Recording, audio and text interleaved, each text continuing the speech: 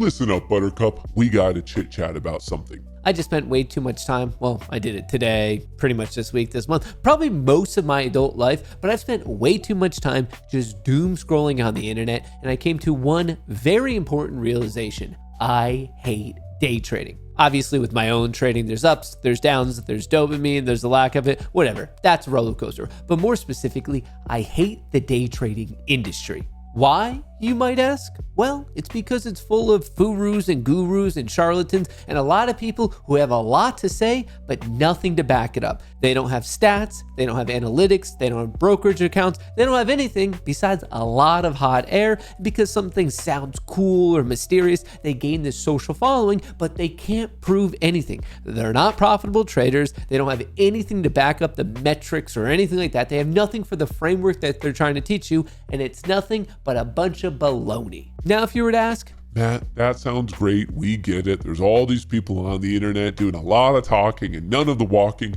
But why now? Why are you all of a sudden so spun up that you're making an entire video for it?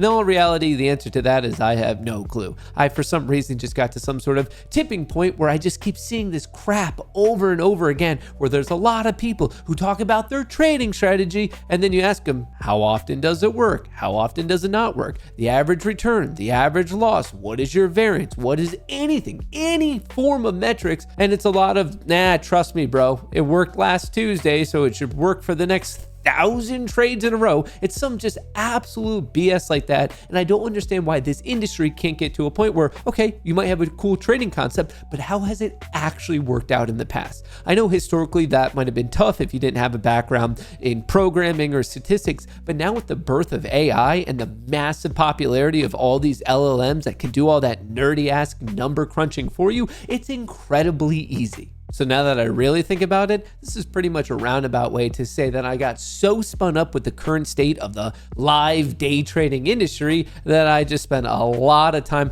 thinking about a strategy that apparently is popular. Is it not popular? Anyway, I did a huge analysis and deep dive into it, which basically means that I was, rage coding, rage analyzing? I guess a weird way to say I was rage being a mathematical nerd. Anyway, clearly there's not a term for it. Obviously there should be, but here's really what I want to get into. The point of this video, besides me just screaming at a camera, which is kind of sad that that's what my life has become. But anyway, the point of this video is I actually want to put some real context around it to teach you guys, ideally my viewers, who actually want to learn how to be profitable traders rather than people who are just ripping it from their gut. So in this video, I want to break down an actual trading strategy, and then from there, I want to give you the actual analytics of how if you traded it, it would have performed historically, and then make sure you stay around to the end because I have a little bit of a bonus for you.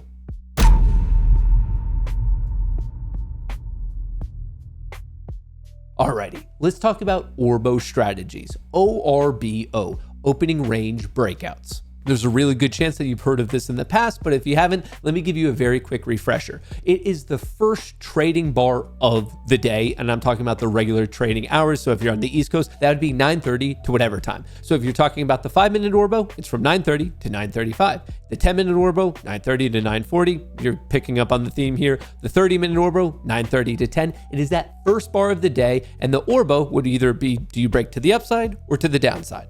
Most of the time when you're doing this analysis, you're looking at the second bar of the day compared to the first bar. So maybe if it breaks later in the day, you might want to wait. But for the point of this video, we're just going to compare the second bar to the first bar. So really we have 4 cases. It could either break to the upside, it could break to the downside. There might be no break at all, or you obviously have that weird case where in the next bar, the second bar of the day, you both break to the upside and to the downside. And now that we're on the same page of what an Orbo is and isn't, I was just scrolling on both Reddit and on Twitter. I was watching some video on the general interwebs, and it seems like right now, for whatever reason, the 10-minute Orbo, as in the first 10 minutes of the day, has become massively popular for whatever reason, as in either playing the 10-minute breakout or playing the 10-minute breakdown. And in all reality, as I started filming this, I thought maybe it works, maybe it doesn't. So I figured, why don't we actually use real data, real analysis to find out what in the world the strategy is all about.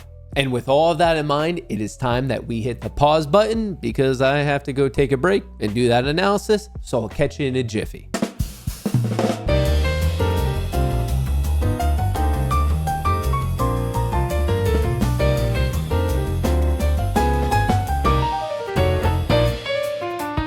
That is 30 minutes of my life that I will never get back, but I have to admit, some of the results that I found were interesting and I'm kind of excited to share it with you. So to add a little bit of context, as I already said, I did an analysis of the 10-minute Orbo, whether we're breaking out or down, and is it a worthwhile thing to trade. Just for a little bit of context, all the analysis in this video and really the Orbos that we're going to be using are going to be based on NQ. That is the NASDAQ futures contract, and the start date will be January 1st, the beginning of this year, all the way up until October 1st of 2025. And as for why NQ, well, that's the major contract that a lot of people are trading on SIM funded accounts, and my goal is to help with people who are attempting to do SIM funded trading because it's massively popular at this moment in time. And this actually brings me to the first interesting thing that I did not anticipate. For whatever reason, my knee-jerk reaction was that whether it was upside or downside breakouts, that one of them would clearly be a lot more popular. But at least this year, that answer is they're actually pretty much exactly the same. Out of the 193 data points, the 193 trading days, 76 of them, aka 39%, were uprange days, while 75 of them, aka 39%, were actually breakdown days. So right out of the gate, that was kind of interesting, 39% and 39%. And then for those of you curious of the leftover numbers, 30 of these days, there was no breakout at all in that second bar. And then 12 of these were actually those bars where you break up and below. And then I did a further analysis into that of, well, which side did it break first? The total uprange breaks were 84 and the downrange breaks were around 79. So you could do whatever you want with those numbers, but the thing that really jumps out to me is that there was no bullish or bearish skew. In fact, it was pretty equal, as in at market open, regardless of what's going on with the daily chart or the overall trend. When you're talking about this short-term data, the 10-minute data, it sounds as if it's kind of a 50-50 shot. So please keep that in mind as not only we go forward with this video, but also your own trading. Anyway, back to the 10-minute Orbo analysis. The next question is, how much money can we actually make after the breakout? So I asked it a few questions. How often do we hit a 5-point profit target, a 10-point profit target, and a 20-point profit target? Those were the profit targets. The risk was the opening bar's low, because in this case, we're talking about the upside breakout. And obviously, I just like to be safe here. I said, if neither the risk or the profits hit, well, we'll close it at the end of the day. But also for this and also for the bearish side, we never made it to 4 p.m. In the entire year, we were either hitting the profit or we were hitting the risk for both the bullish upside breakouts and the bearish downside breakouts. But that was basically the entry and exit criteria. Get in on the break, and your exit is either the last bar's extreme, the opposite side's extreme, or in this case, either 5, 10, or 20 points. I have to admit, the numbers were not as good as I thought that they would be. For the bullish upside breakouts, when targeting 5 points, that hit 87% of the time. When targeting 10 points, that hit 72.5% of the time. And then when targeting 20 points, that only hit 52.5% of the time. Now, why I find it so confusing and a little bit dismal is the hit rate is fine, but when you compare it to the risk, it's not good at all. The average and the median risk taken on these trades was anywhere from 75 to 85 points. So when you punch that into your basic expected value equation, your average win size multiplied by the percentage of time you're right, and then you take away your average loss size multiplied by the percentage of time you're wrong, well, you're going to realize that you're running at a net negative on all of these. And to make matters worse, the bearish downside breaks wasn't that much better. For a 5-point target, it hit 81% of the time. For a 10-point target, it hit 61% of the time. And for a 20-point target, it only hit 43% of the time. And just so you know, the average and the median risk was pretty much the same, 75 to 85 points. So once again, when you put this into your expected return, both the bullish upside break and the bearish downside break of the 10-minute Orbo, not profitable. Now, I know that sounds pretty dismal, but fear not, I wouldn't end a video by just saying, hey, it sucks, don't trade it, move on with your life. Of course, I myself am interested in this because if I can find a good strategy, hey, I would like to trade it too.